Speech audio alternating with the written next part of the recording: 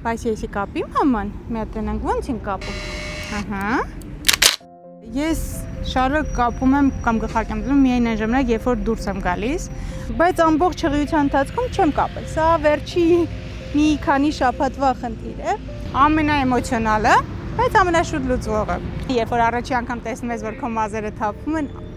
անտանելի շատ են, այսինքն ես հասկանում եմ ինչի էին մարդիկ դիպրեսվում այդ process-ից ու բոլորը ասում, որ ամենաբարդը դա է լինելու։ Դու նման ես սարսափ ֆիլմերի, երբ որ մազերդ լվանալուց ուղղակի կեսը փնջ-արփունջ մնում է ձեռքումդ։ Հղիության 3-րդ ամսում քիմիաթերապիայի առաջին ընդունումից 21 օր անց աչքերի առաջ մի տեսարան էր, որի հետ հաշվի նստելու միայն մեկ պայման ուներ Աննան՝ հաղթանակել ամեն գնով։ Դու արթնանում ես ու բարձին լինում են ամբողջ մազերը։ Առաջի քիմիայից հետո 21-ը նույն մոտ ավելի շատ էին մազեր, բայց գրեթե կիսվեցին ու բարձ ամբողջությամբ մազերով է։ Երբ որ սարում ես ինքը ուղղակի փուշ-փուշ թափում է, բայց այդ պահին էլ ուղղակի նայեցի փորից ասի, բայց ես տղա եմ ունենալու։ Իմ համար միևնույն է իմ մազերը։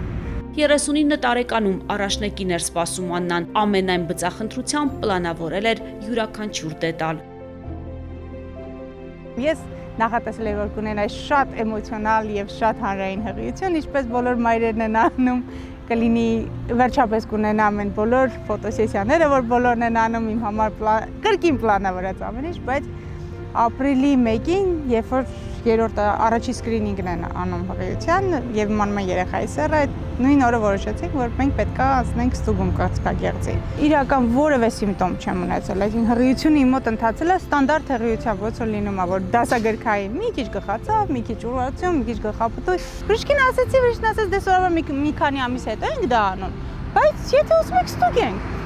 Ու սենց պատահաբար ստուգենքով էր ստացվեց, որ մենք ստուգեցինք ու իրանք ասեցին, բայց նոր գոյացություն կա, որը չկար ձեր մոտ։ Հենց այսպես էլ շատ պատահաբար իմանում են կրծքագեղձում նորագոյացություն կա, օրեր անց հաստատվում է քաղցկեղ է եւ արդեն ոչ նախնական փուլում մետաստազներով։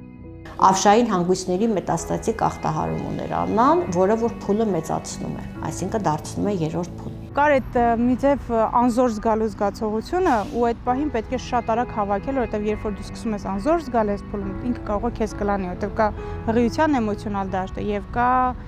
նման վճիռ ունենալու, այդ ժամանակ դա ինձ համար վճիռը, որի հետ պետք էր ապրել։ Կոնսիլիումը դառավ իմ հիմնական ուղեկից բառը ամբողջ հղիության ընթացքում։ Ու այդ կոնսիլիումը պետքա որոշի արդյոք, եթե գնամ միջամտության, ու ամեն ինչ վատ լինի, բնականաբար կար, որ երեխայից պետքա հրաժարվել։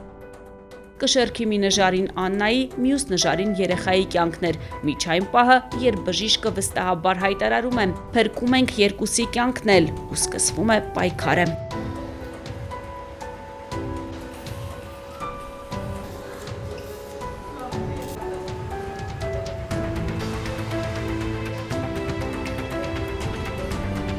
Մենք կարողացանք